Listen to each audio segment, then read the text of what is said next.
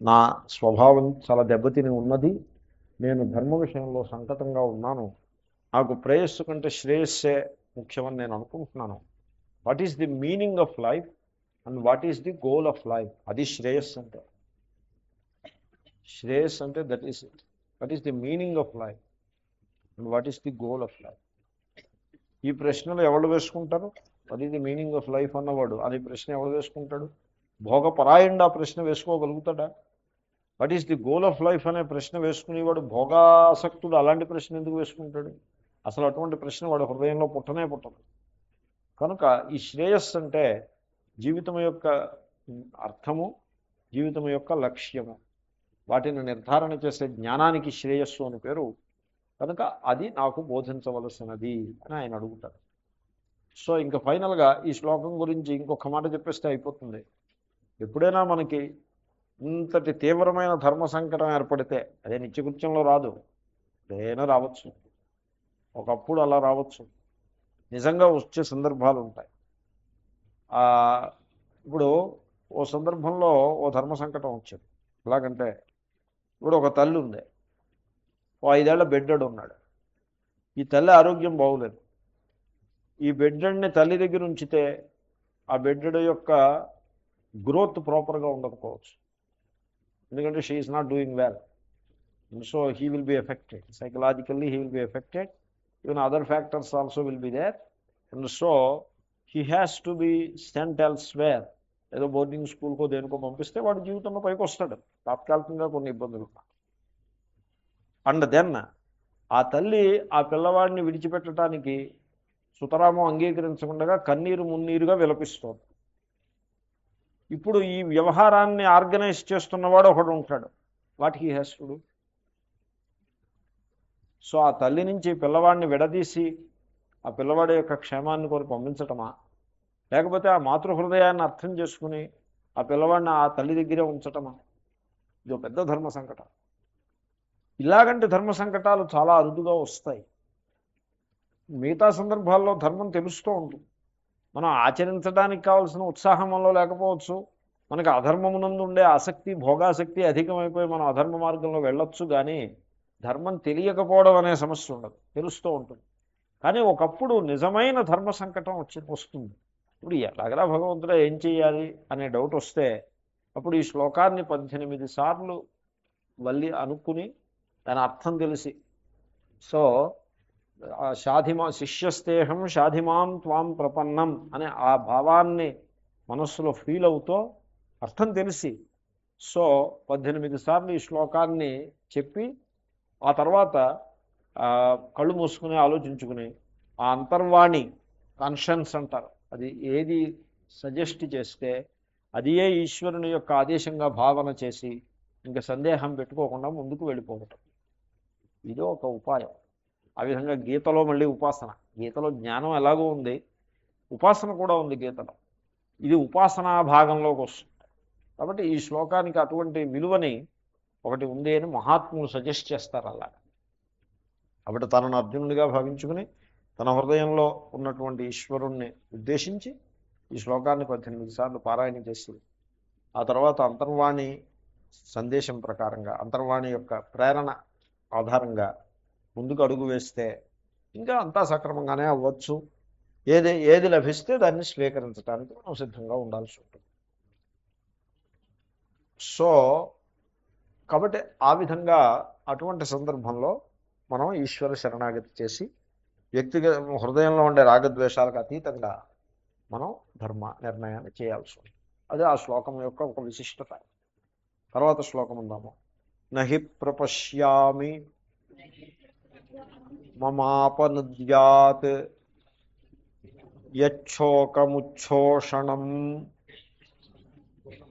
ఇంద్రియాణం అవాప్య భూమౌ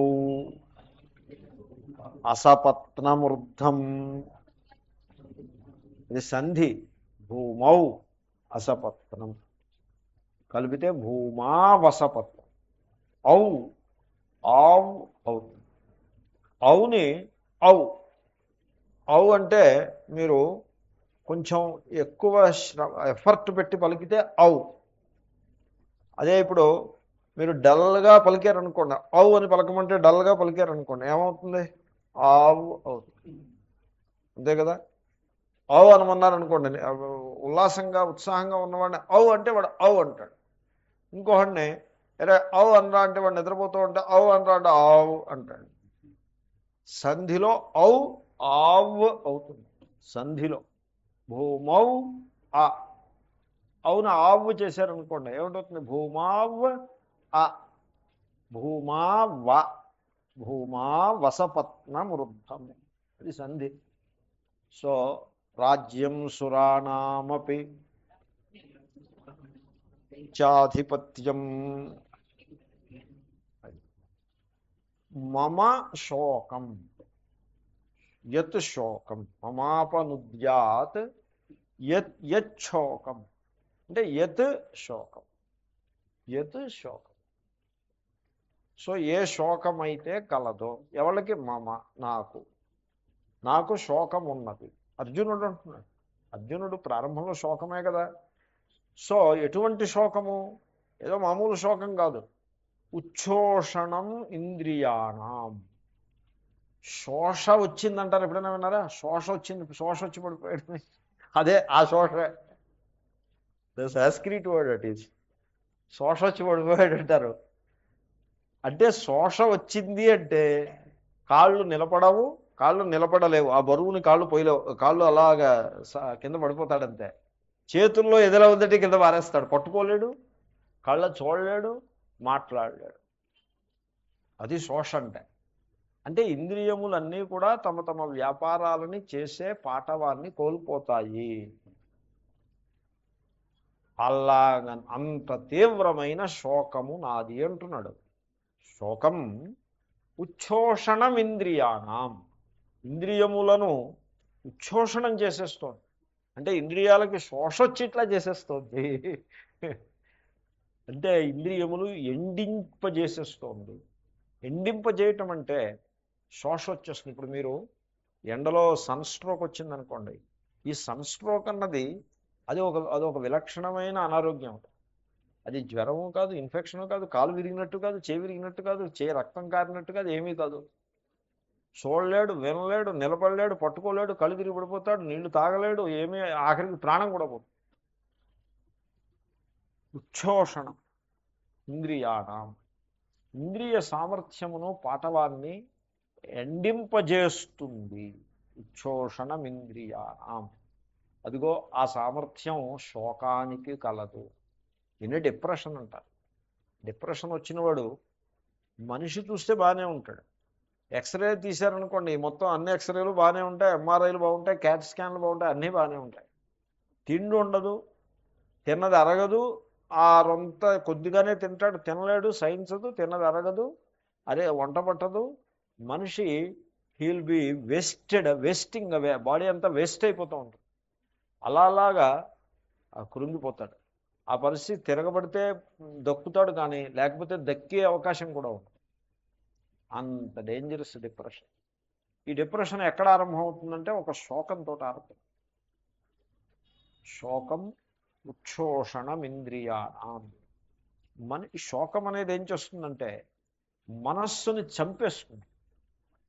ఆ బుద్ధి, అంతరింద్రియము, బుద్ధిశక్తి, మనస్సు నుండి బుద్ధి నుండి దానికి ఉండే పాఠవాన్నంతని కూడా నశింపజేస్తుంది. దాంతో వాడికి ఏ పని చేయబుద్ధి కాదు. దాంతో ఇంద్రియాలు, కాళ్ళు చేతులు ఉంటాయే కానీ కాళ్ళతోటి నడవడు, చేతులతో పనిచేయడు.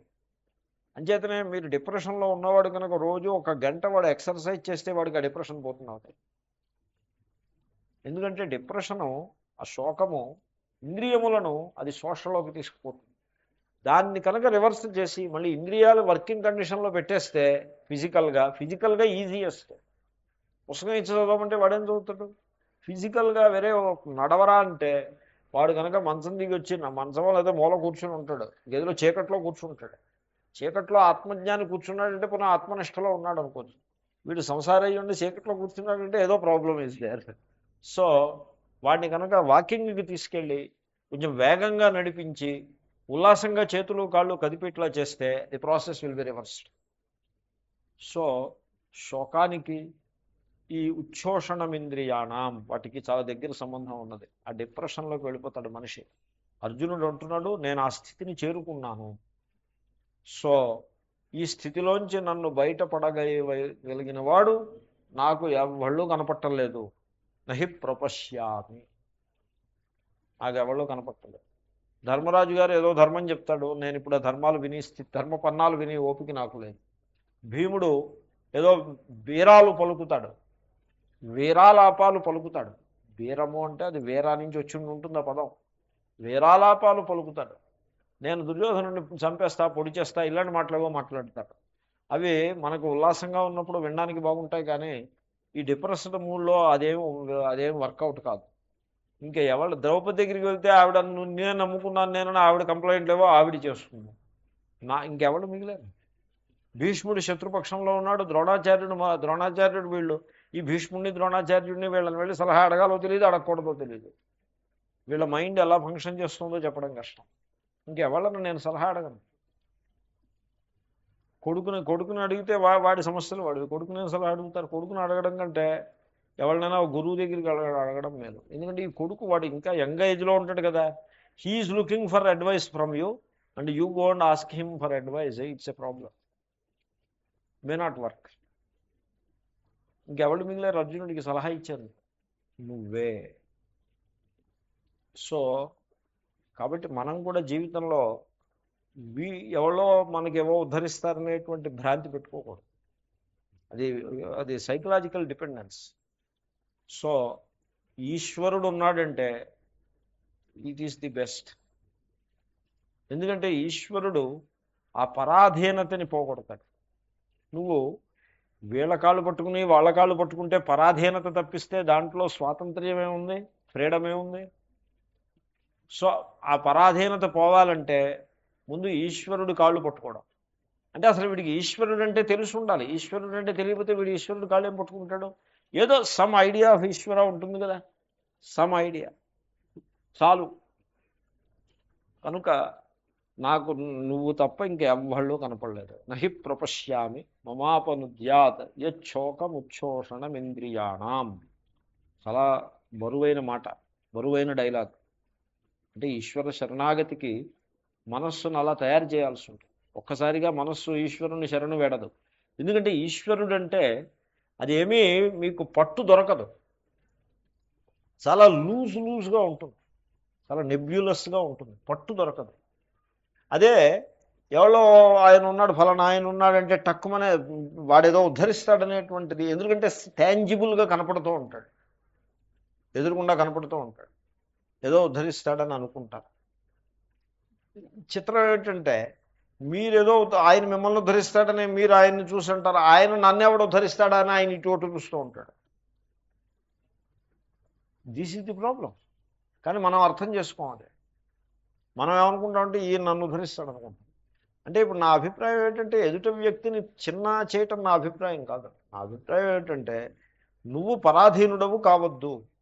నువ్వు వెళ్ళి పరుడు మీద నువ్వు ఆధారపడితే వాడు పరాధీనుడే, ఆ సంగతి మర్చిపోవద్దు.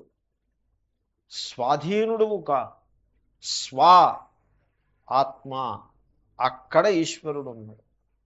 సో ఈశ్వరుణ్ణి శరణు వేడు. ముముక్షుర్వై శరణమహం ప్రపద్యే అని ఈశ్వరుణ్ణి నువ్వు శరణు వేడితే ఈశ్వరుడు నీకు ఉపాయం చూపిస్తాడు. ఆ ఉపాయం ఒకప్పుడు మనిషి రూపంగా చూపించవచ్చు, ఇంకొకప్పుడు వస్తు రూపంగా చూపించవచ్చు. ఏం చూపించినా ఈశ్వరుడు శరణు వేడు.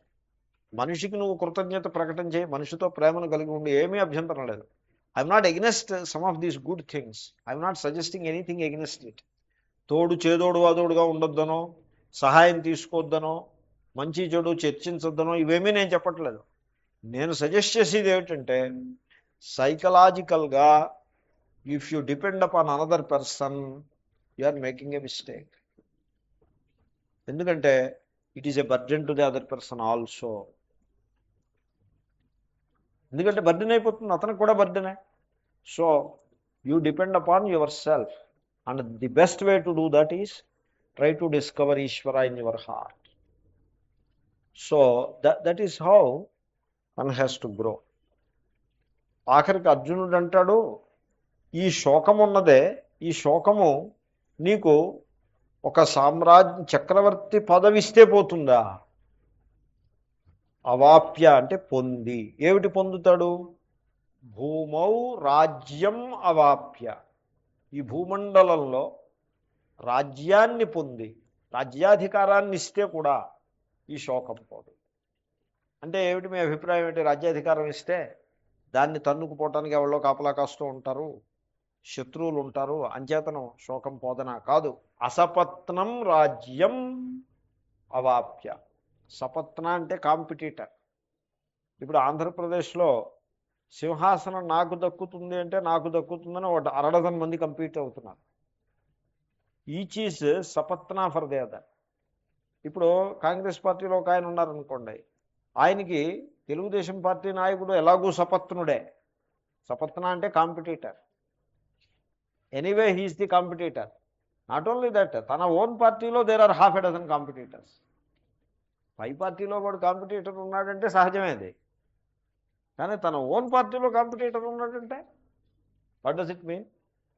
సో అలాగంటే కాంపిటీటర్స్ ఏమీ లేని అసపత్నం రాజ్యం, రాజ్యాధికారం నాకు వచ్చినా ఈ శోకం మాత్రం పోదు. ఒకప్పుడు రాజ్యాధికారం వస్తుంది, కానీ ప్రపంచ బ్యాంకుకి 50,000 కోట్ల రూపాయల అప్పుతోటి వస్తుంది రాజ్యాధికారం. కాబట్టి వీడు ముందు ప్రమాణ స్వీకారం చేయగానే వీడు మొట్టమొదట ఏం చేయాలంటే he has to arrange for interest payment, instalment పేమెంట్కి అరేంజ్ చేయాలి. అలాంటి రాజ్యాధికారం చేతికి వస్తుంది. అలాంటి రాజ్యం వల్ల వీడికి ఆ శోకం ఎక్కడ పోతుంది? ఉన్న శోకం డబుల్ అవుతుంది. పోనీ అలాగంటిది అంటే కాదు. రుద్ధం, రుద్ధం అంటే సమృద్ధం, సిరి సంపదలతో తులదూగేది, శత్రువులు కాంపిటీటర్సు లేనిది, అలాంటి రాజ్యాన్ని నా చేతికి ఇచ్చినా ఈ శోకం పోదు. సురాణమపి చాధిపత్యం, దేవతల మీద ఆధిపత్యం అంటే స్వర్గలోక రాజ్యాన్ని కూడా నాకు అప్పచెప్పినా ఈ శోకం పోదు. అంటే అంత డిప్రెషన్లో అంతలాగా శోకాన్ని ఫీల్ అవుతున్నాడు. నెంబర్ 1. నెంబర్ 2, మనిషి శోకంలో ఉన్నప్పుడు వాడికి మీరు లక్షలు ఇవ్వండి, వాడికి మీరు భోగభాగ్యాలని వాడి నెత్తి మీద గుమ్మరించండి, వాడు బయటికి రాలేడు దాని నుంచి. శోకంలో ఉన్నప్పుడు వాడి మనస్సుకి ఊరట కలిగించేటువంటి జ్ఞానం చేతన వాడు బయటికి రావాలి. కానీ మీరు ధనంతోటో భోగభాగ్యాలతోటో వాడి శోకాన్ని పోగొడతానంటే అసలు అది జరిగే పనే కాదు. భోగభాగ్యాలతోటి ధనంతో శోకం పోయే మాట అయితే అమెరికాలో డిప్రెషన్ ఎవరికీ ఉండకూడదు. సైకోట్రోపిక్ డ్రగ్స్ అని ఉంటాయి, అంటే మనస్సుకి depression, anti depression, some syndromes, mental psychological సిండ్రోమ్స్కి ట్యాబ్లెట్స్. ప్రపంచం మొత్తం మీద తయారయ్యే ట్యాబ్లెట్స్లో, అది మెడిసిన్స్లో 40% అమెరికన్స్ కన్స్యూమ్ చేస్తారు. ఈ స్టాటిస్టిక్స్ ఎప్పుడైనా విన్నారా మీరు? 40%. నేను అమెరికాలో అడ్వర్టైజ్మెంట్స్ చూశాను, సైంటిఫిక్ అమెరికన్లోను, సైన్స్ అనే మ్యాగజైన్లోను, తర్వాత ఈ టైమ్ అనే మ్యాగజైన్ వస్తుంది, న్యూస్ వీక్ అనే మ్యాగజైన్ వస్తుంది. వీటిల్లో మెయిన్ అడ్వర్టైజ్మెంట్ దేనికో తెలుసునండి, జిపోలాక్ అనే డ్రగ్ ఒకటి ఉంది, ZIPOLAC అని, జిపోలాక్ అని, some kind of A trade name. It's an amine hydrochloride. It is anti depression drug and they make billions out of it. ఎందుకంటే హాలీవుడ్లోను ఇక్కడ అక్కడ తెగ అమ్ముతారు. థౌజండ్స్ ఆఫ్ ట్యాబ్లెట్స్ వీళ్ళు మింగుతూనే ఉంటారు. Because he's uncomfortable, insecure, and ఈ ట్యాబ్లెట్ వేసుకుంటే హీ ఫీల్స్ కంఫర్టబుల్. వాడు అక్కడ వార్నింగ్ లిస్ట్లోనే ఉంటాడు. అక్కడ మళ్ళీ మీకు ప్రిస్క్రిప్షన్ లేదే ఉండదు, ప్రిస్క్రిప్షన్ డ్రగ్ ఇట్ ఈస్. నేను ఒక పాయింట్ అడిగాను అక్కడ డాక్టర్లను, ప్రిస్క్రిప్షన్ డ్రగ్కి అడ్వర్టైజ్మెంట్ అర్థం ఏమిటని అడిగాను. It's a prescription drug, why do you advertise it? You should not advertise. Medical industries ఉన్నాయి చూసారా, they are very dangerous guys. నేను అడిగాను, you answer my question, I want to know. నేను తప్పు పట్టడం నా ఉద్దేశం కాదు, I want to know. Prescription drug అని ఇప్పుడు ఎనాసిన్ నువ్వు అడ్వర్టైజ్ చేయ, అండర్స్టాండ్, అమృతాంజనం అడ్వర్టైజ్ చేయండి, ఐ అండర్స్టాండ్. ఓటీసీ డ్రగ్స్ అని ఉంటాయి, over the counter drugs advertise చేసుకో. ప్రిస్క్రిప్షన్ డ్రగ్కి అడ్వర్టైజ్ చేయడం అనగా అర్థం ఏంటి అసలు? యాంటీబయాటిక్ని అడ్వర్టైజ్ చేసేటంటే అర్థం ఏంటి? యాంటీబయాటిక్కి అడ్వర్టైజ్తో సంబంధం ఏముంది? డాక్టర్లకి తెలుస్తుంది, వాళ్ళు ప్రిస్క్రైబ్ చేస్తారు, వీడు కొనుక్కు తెచ్చుకుంటాడు. But then the world doesn't go by logic. World is run by financial interests, not logic. ఈ ఎగ్జిట్ పోల్స్ ఇవన్నీ కూడా, ఇదంతా కూడా it's a huge financial machinery. It is, అంతకంటే ఇంకేం లేదు.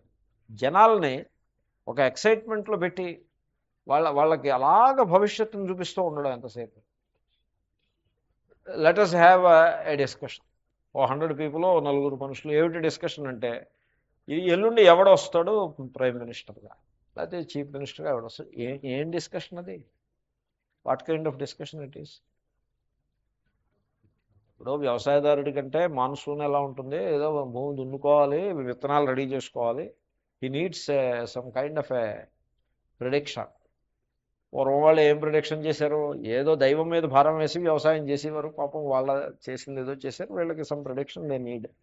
వీళ్ళకెందుకు ఈ ఓట్లు వేసిన వాళ్ళందరికీ ఏం ప్రిడిక్షన్ కావాలి? వీళ్ళకంతా ఎంటర్టైన్మెంట్ తప్పించి ఇంకంతకంటే ఇంకేంటి? But it's a huge machinery.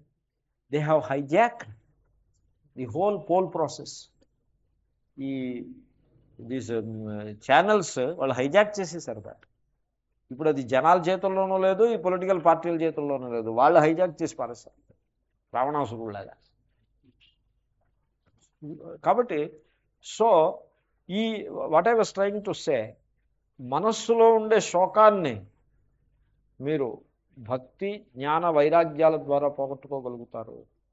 3. మొత్తం సామ్రాజ్య అధికారం అంతా మీ చేతుల్లో పోసిన, ప్రపంచంలో ఉండే సంపదంతా మీకు అప్పచెప్పిన, స్వర్గలోకాధిపత్యమే మీకు ఇచ్చేసిన, మీ శోకం పోదు. ఆ శోకం శోకంలాగే ఉంటుంది. శోకాన్ని పోగొట్టేది భక్తి, జ్ఞాన, వైరాగ్యములు. 3 ఫార్ములా. ఈ సత్యాన్ని అర్జునుడు గుర్తించాడు. అంచేతనే అర్జునుడు he became eligible for the teaching. కాబట్టి యాజ్ ఐ ఆల్రెడీ సజెస్టెడ్, మనం కాంటెక్స్ట్ నుంచి పైకి వెళ్ళిపోతాం, ఇంకా కాంటెక్స్ట్ అయిపోయింది. So that is what he says. Sanjay వాచ తర్వాత వస్తుంది. అక్కడ ఆపి మనం భాష్యం చూద్దాం. భాష్యంలో బాగా వెనకబడిపోయి ఉన్నాము. అంటే ఈ పాఠాలు ఎలాగే ఉంటాయి, ఎప్పుడు వెనక పరుగులు ఎత్తుతూ ఉండడమే. దీంతో ఎక్కడున్నాము? కించ అన్యదపి తత్రైవోక్తం, అక్కడ దాకా వచ్చినట్టున్నాం కదా. అనుగీతాసు కించ అన్యదపి తత్రైవోక్తం. ఇప్పుడు గీత యొక్క సారమేమి అనే దాంట్లో చూస్తున్నాము. ఆత్మజ్ఞాన నిష్ఠ, అది గీతా బోధ యొక్క సారము. గీతా సారం ఏమిటంటే ఆత్మజ్ఞాన నిష్ఠ.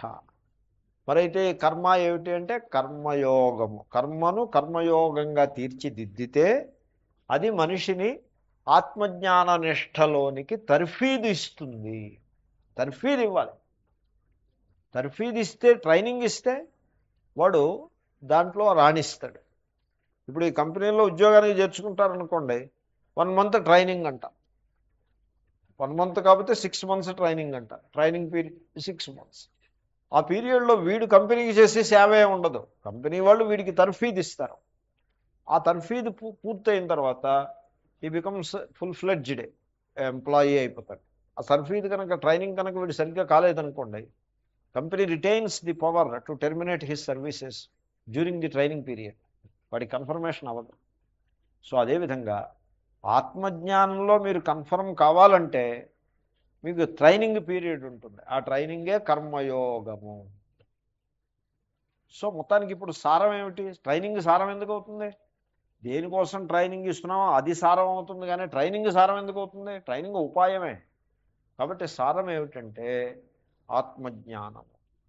ఈ ఆత్మజ్ఞానము, ఆత్మస్వరూపము అనేది మనం లోకంలో మామూలుగా ప్రహతంగా, అంటే ప్రసిద్ధిగా అర్థం చేసుకుని వాటితో వ్యవహరిస్తూ ఉంటాము. ద్వంద్వములు వాటికి అతీతంగా ఉంటుంది. ఇప్పుడు ఆత్మజ్ఞానము ధర్మమా అధర్మమా అని అడిగారు అనుకోండి, అదే ధర్మము కాదు అధర్మము కాదు అంటే అదే ఇదేమిటండి మళ్ళీ థర్డ్ కేటగిరీ ఏదైనా ఉందంటే కేటగిరీ పాయింట్ కాదు అక్కడ. It transcends the like and dislike. ఇప్పుడు మైనంతో బొమ్మలు చేస్తారు, థసడ్స్, థసడ్డేనండి, థసడ్స్, టసెడ్ టసెడ్స్ వ్యాక్స్ మ్యూజియం. సో మైనంతో బొమ్మలు చేస్తారు. నేను ఒకసారి ఆ మ్యూజియంకి వెళ్తే మొట్టమొదట మహాత్మా గాంధీ బొమ్మ ఉంది. I was thrilled. న్యూయార్క్లో మన్హాటన్లో మహాత్మా గాంధీ బొమ్మ పోలే మంచిది, వీళ్ళు మహాత్మా గాంధీ బొమ్మ మైనంతో చేశారు. నేను ఐ అప్రిషియేటెడ్ ది ఫిగర్. ఎందుకని? Mahatma Gandhi is no more around us, నాకు తెలుసు ఆయన హిస్టారిక్ ఫిగర్ అని. బొమ్మ బాగా చేశారు అని అప్రిషియేట్ చేశారు. ఇంకొంచెం ముందుకు వెళ్ళా, టక్కుమని అక్కడ బుష్ బొమ్మ ఉంది.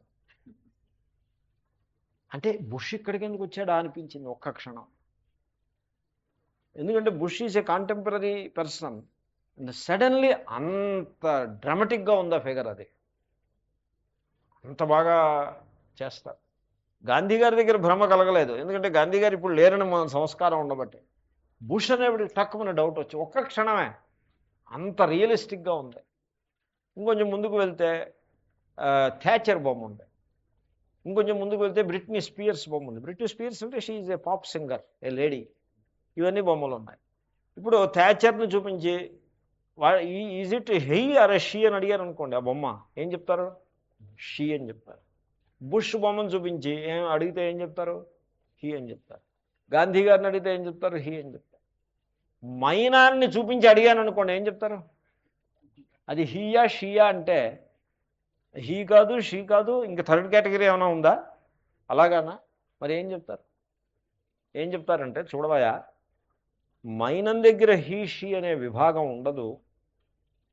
Wax transcends the division of gender. ఆ వ్యాక్స్ నుంచి ఒక బొమ్మ చేస్తే, ఆ బొమ్మ నామరూపాలు దాని మీద ఆరోపిస్తే అప్పుడు హీ షీ డిఫరెన్సే. కానీ యాజ్ సచ్ మైనంలో మీకు హీ షీ డిఫరెన్స్ ఉండదు. ఆత్మ it transcends the divisions. So magnetism north south అంటే it transcends such a division.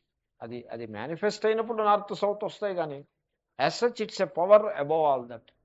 అలాగే ఎలక్ట్రిసిటీ ప్లస్ మైనస్ అంటే it is both, and yet it transcends both. Plus అన్నప్పుడు ఎలక్ట్రిసిటీయే, minus అన్నప్పుడు ఎలక్ట్రిసిటీయే, ఇన్ బిట్వీన్ దేమ్ ఎలక్ట్రిసిటీయే, బట్ ఇట్ ట్రాన్సెండ్స్ బోత్. అలాగే ఆత్మ ధర్మాధర్మములకు అతీతమైనది, శుభాశుభములకు అతీతమైన. ఆత్మ శుభమా అశుభమా అని అడిగితే శుభ అశుభములకు అతీతమైనది. ఆ ఆత్మస్వరూపంలో వాడు నిష్ఠను పొందుట, అది సర్వోత్కృష్టమైనటువంటి ధ్యేయం, గీతాశాస్త్రం యొక్క ధ్యేయం అది. సో ఆ శ్లోకం కించ అన్యదపి తత్రైవోక్తం. సో తత్రైవ అంటే ఆ అనుగీతల యందే ఇదే అంశాన్ని వివరిస్తూ మరో మాటను కూడా చెప్పారు. తత్ర అంటే అనుగీతల యందు, ఇతే అనుగీతాసు అని పైన ఉంది కదా, అదే. ఏమని చెప్పారంటే, నైవ ధర్మీ నచాధర్మీ నచైవ హి శుభాశుభీ యస్యాదేకాసనే లీనః తూష్ణీం కించిదచింతయన్. ఒక ఆత్మజ్ఞానిని వర్ణించారు. ఏమన్నా ఆత్మజ్ఞానాన్ని చెప్పండి అంటే జ్ఞానిని చెప్తున్నారు. ఏమిటి అంటే జ్ఞానికి జ్ఞానానికి తేడా ఏం లేదు. శక్తికి శక్తిమంతుడికి తేడా ఏముంది? ఇప్పుడు మీరు ఫిజికల్ ప్రావెస్ చూపించండి నాకు అని అడిగితే ఏం చేస్తారు? ఎవరినో ఒక పహిల్వాన్ని, ఒక బాక్సర్నో ఎవరినో చూపిస్తారు. చూపిస్తే నాకు బాక్సర్ మనిషిని చూపించకండి, మీరు ఫిజికల్ ప్రావెస్ చూపించమంటే ఎలా పడి చూపిస్తారు మీరు? అలాగే ఆత్మజ్ఞానాన్ని చూపించమంటే ఏం చూపిస్తారు? పుస్తకం చూపిస్తారా ఏమి? ఆత్మజ్ఞానిని చెప్తారు. ఎందుకంటే జ్ఞానమే జ్ఞాని. ఇప్పుడు మీరు ఆలోచించండి, నోవర్, నాలెడ్జ్, రెండింటికి తేడా ఉన్నట్టు అనిపిస్తుంది మీకు. నిజానికి తేడా లేదు. రెండు ఒకటే. ఇప్పుడు ఒక జ్ఞానం ఉన్నది, ఆ జ్ఞానాన్ని ఆ జ్ఞానమును తెలుసుకున్నవాడు అని రెండు ఏమి ఉండవు. జ్ఞానమే జ్ఞాత అవుతుంది, జ్ఞాతయే జ్ఞానం అవుతుంది. జ్ఞానము జ్ఞాత ఊరికే ఆ ప్రత్యయాలు మారే తప్పిస్తే జ్ఞానమేవ జ్ఞాత ఇత్యుచ్యతే. నేను తెలుసుకునేవాడను అనే ఒక పర్సనాలిటీని ఆ జ్ఞానం మీద ఆరోపిస్తే ఆ జ్ఞానమే జ్ఞాత అవుతుంది. అంతే, అంతకంటే ఇంకేం. ఆలోచించండి. సో మీరు ఎలా ఆలోచిస్తారంటే, ఏదో ఒక జ్ఞానాన్ని తీసుకోండి, ఏ పీస్ ఆఫ్ నాలెడ్జ్ తీసుకోండి. మీకు తెలుసున్న జ్ఞానం ఏమిటి?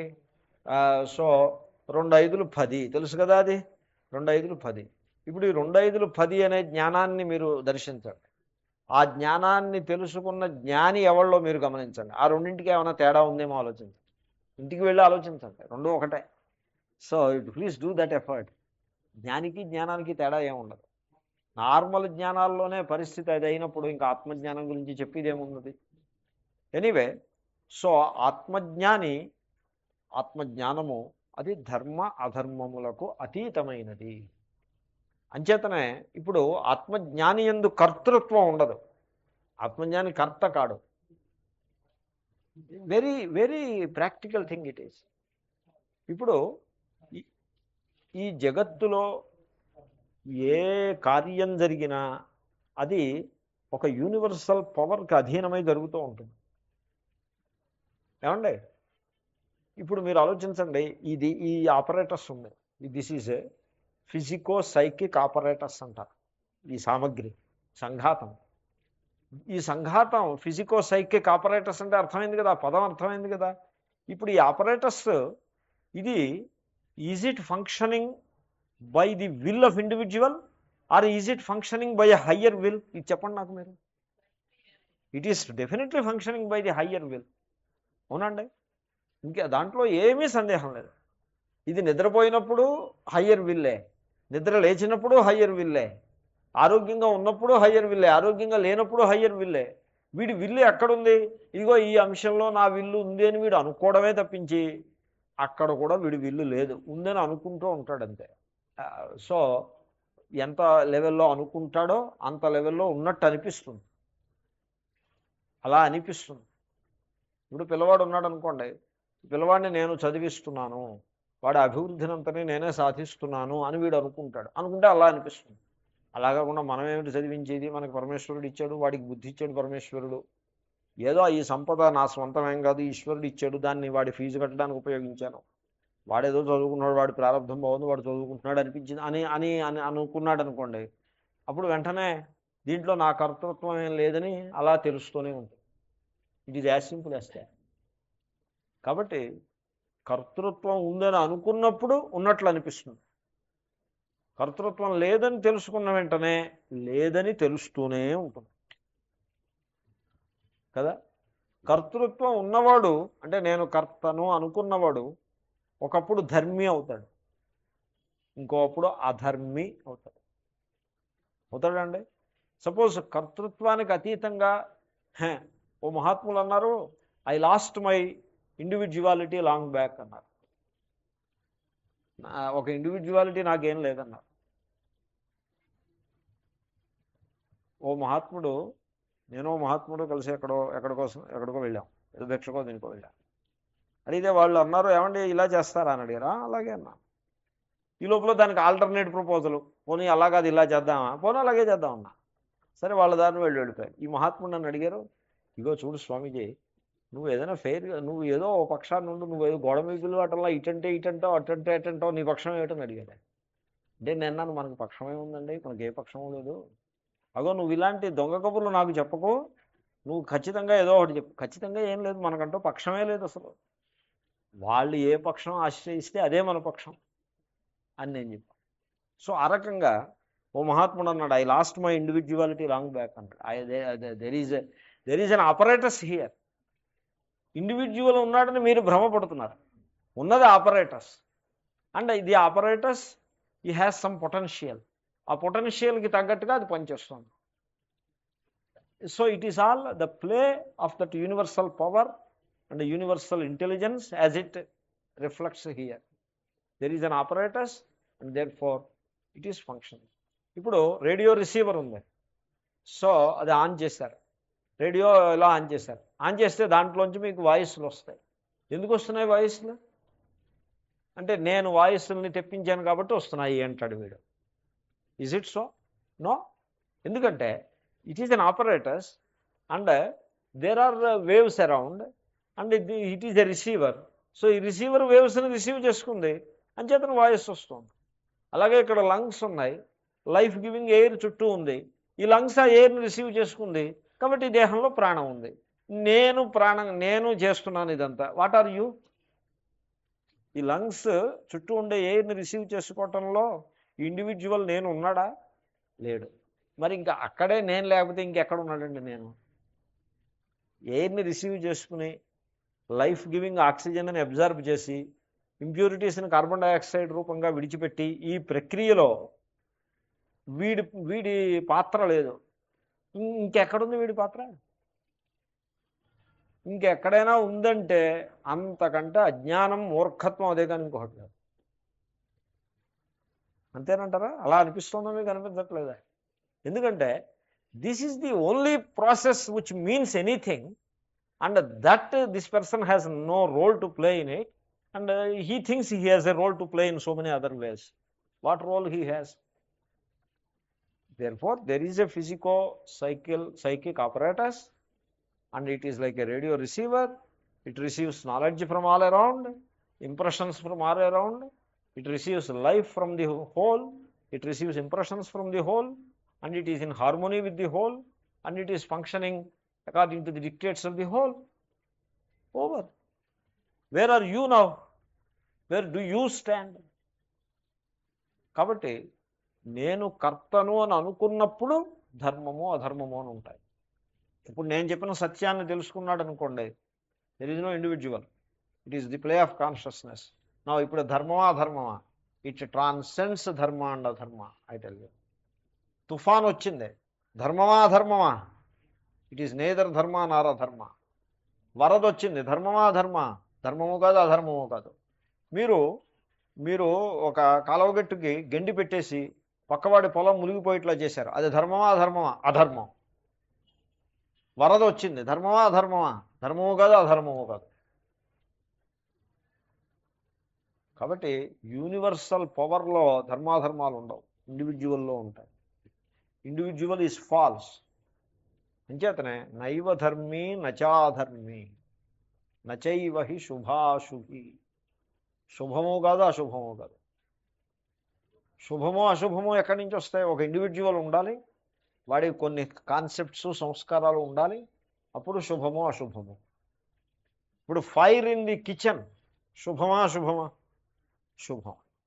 Fire in the cremation ground శుభమా అశుభమా? అశుభం. ఫైర్ శుభమా అశుభమా? అంతే. నచైవ హి శుభాశుభి. అంటే మనం సత్యాన్ని మన లెవెల్కి దాన్ని కిందకి దిగలాగినప్పుడే ద్వంద్వాలు వస్తాయి. దాని లెవెల్కి మనం వెళ్తే ద్వంద్వాలకు అతీతంగా మనం వెళ్ళిపోతాం. సో అయితే ఇప్పుడు వీడు ఎక్కడుంటాడు? వీడు ధర్మం అనే ఆసనం మీద ఉన్నాడా, అధర్మం అనే ఆసనం మీద ఉన్నాడా? ఏకాసనే లేన. ఈ రెండింటికి అతీతమైనటువంటి ఆసనము. ఆసనము అంటే స్టాండ్ పాయింట్. ధర్మం అనే స్టాండ్ పాయింటా, అధర్మం అనే స్టాండ్ పాయింటా? మీరు ఏ పార్టీ అని అడిగారు. మేము ఏ పార్టీ కాదు, అన్ని పార్టీలకే అతీతం, భారతీయులం. ఇప్పుడు ఏ పార్టీ? I'm Indian. ఇప్పుడు ఏ party? Like that is true. You be an Indian. ఓటేసీ టైంలో పావుగంట సేపో గంట సేపో లేదా ఆ డెసిషన్ తీసుకునేప్పుడు ఏవో కొన్ని ఇష్యూస్ తీసుకుని ఓటు వేయేదో పార్టీకి. ఆ పావుగంట సేపు ఓ పార్టీ మనిషివి. ఆ పావుగంట కూడా ఎక్కడ? ఆ ముద్ర వేసేప్పుడు ఓ మనిషి. దాని గురించి ఆలోచన చేసినప్పుడు ఏదో ఒక న్యాయబద్ధంగా ధర్మబద్ధంగా ఆలోచించడం, ఓటు వేసేయటం, అయిపోయింది. ఆ తర్వాత వాట్ ఆర్ యు అంటే ఐఎమ్ ఇండియన్. ఓవర్. కాబట్టి సో ఏకాసనే లేన. వీళ్ళు ఈ పార్టీ వాళ్ళు ఉన్నారే, వీళ్ళు ఏ ఆసనం మీద ఉన్నారు? ఈరోజు ఈవేళ ఇక్కడ ఆసనంలో ఉన్నాడు, రేపు పొద్దున ఆసనంలో ఉన్నాడు. ఆసనం అంటే స్టాండ్ పాయింట్. ఓ మహాత్ములు అడిగారు, on which platform he's living అని అడిగారు. అంటే he's living on Annamayya platform అని చెప్పారు. ఇంకొకటి దట్ ఈస్ ది ఆసన. కాబట్టి ఎప్పుడూ కూడా దేహము అనే ప్లాట్ఫామ్ మీద బతకూడదు. దేహం ఉంటుంది, you should rise above the body consciousness. Body will be there, body will be with you. You should rise above body consciousness. ఒకళ్ళు ఇమోషనల్ ప్రాబ్లం తోటి బాధపడుతూ ఉంటారనుకోండి, ఎప్పుడూను ఏదో emotional issues all the time, some problem are there. అప్పుడు వెంటనే what is he's platform అంటే మనోమయాలో ఉన్నాడంట. ఇదంతా వేదాంతుల పరిభాష. సో ఆ రకంగా ఏకాసనే లేన, ఏక ద్వయ పరబ్రహ్మ పరమాత్మ, దట్ ఈస్ హిజ్ ప్లాట్ఫామ్. ఏకాసనే లేన. ఇప్పుడు ఆ ప్లాట్ఫామ్లో ఇండివిజువల్ ఉండడం అంచేతనే లేన. నది సముద్రంలోకి వెళ్ళేదాకానే నది, సముద్రంలోకి వెళ్ళాక ఇంకా నదీత్వం ఉండదు, సముద్రం అయిపోతుంది. అయితే ఇప్పుడు వీడు ఏం చేస్తాడు? ఏమీ చేయడు, తూష్ణీంగా ఉంటాడు. ఈ పార్టీకి ప్రచారం చేస్తాడా, ఆ పార్టీకి ప్రచారం చేస్తాడంటే ఏ పార్టీకి ప్రచారం చేయడు. తూష్ణీ కించిదచింతయం. ఏమి ఆలోచనలు చేస్తాడంటే ఏ ఆలోచనలు చేయడు. ఎందుకంటే ఆలోచన చేస్తే వృత్తి కనుక పుడితే అది ధర్మమైన అవుతుంది, అధర్మమైన అవుతుంది. వృత్తిని సాక్షి రూపంగా దర్శించి దానిని త్రోసేపుచ్చుతాడు, లేకపోతే వృత్తిని నిషేధిస్తాడు. అది నామరూపాత్మకమైనది, మిథ్య అని తెలుసుకుంటూ ఉంటాడు. వృత్తి మిథ్య అని స్పష్టంగా తెలుసుకుంటూ ఉంటాడు. అది అది మనకి తెలుస్తూ ఉంటుంది. ఇప్పుడు పిల్లలు గోటికాయలు ఆడుతూ ఉంటారు, మార్బుల్స్. వాళ్ళు చాలా సీరియస్గా ఆడుతూ ఉంటారు మార్బుల్స్. ఆ game it means everything for the kids, అవునండి. ఇప్పుడు మీరు చూస్తారు ఆ గేమ్ని, how you look at it. చూస్తూనే ఉన్నారు గేమ్ని. దాంట్లో వీడు నెగ్గాడు, వాడు ఓడాడు, ఆల్ ది ఆ గేమ్లో ఉండేటువంటి వివరాలన్నీ మీకు, నువాన్సెస్ అంటారు, అవన్నీ మీకు డీటెయిల్స్ అన్నీ తెలుస్తూనే ఉంటాయి. But you know it, but you also know that it doesn't mean anything. దాన్నే మిథ్య అంటారు. అలాగే ఈ సంసారము ఇదిలా నడుస్తూ ఉంటుంది, ఇదంతా మిథ్య, ఇట్ ఈజ్ నాట్ రియల్ అని వాడు క్లియర్గా తెలుసుకుంటూ ఉంటాడు. ఇప్పుడు వాడు ఏం ఆలోచన చేస్తున్నట్టు? There is no thinking. Thinking అంటే రియల్ థింకింగ్ ఏమిటి? ఆ థాట్లో ఏది వచ్చిందో అది సత్యం అన్నప్పుడు అది థింకింగ్ అవుతుంది. కానీ అది సత్యం కాదని తెలిసిందనుకోండి, అది థింకింగ్ కిందే లెక్క కాదు. ఎందుకంటే though it is a thought, it doesn't bind him, it doesn't affect him.